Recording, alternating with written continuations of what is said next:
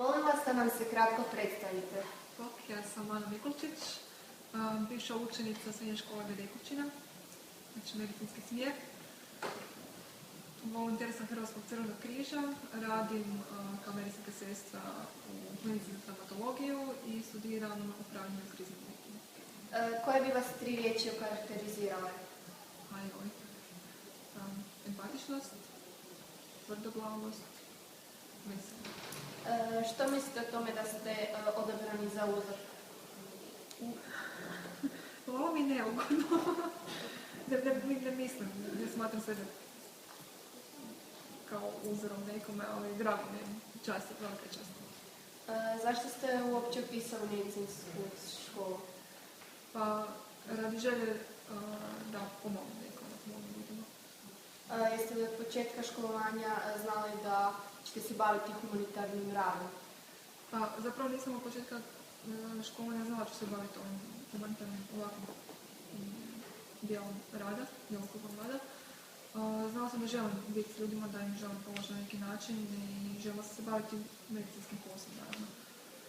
Međutim, kako zbog situacije koja se dešava u svijetu, jednostavno to vam sam od sebe i počela se baviti humanitarnim radom kao korak više.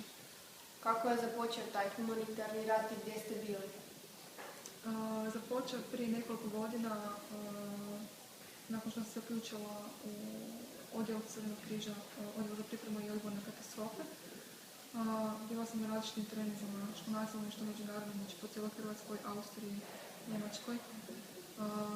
Nakon toga sam pozvana u humanitarnu misiju u Pakistanu i prošle godine sam bila u Africi, u Zimbabwe. Kako uspijevate skladiti svoj posao medicinske sestre i sestre humanitarke? Pa zapravo uvijek se nađe načina da se uskladi. Bitno je samo imate li vi svoje uzore i koji su to i zbog čega?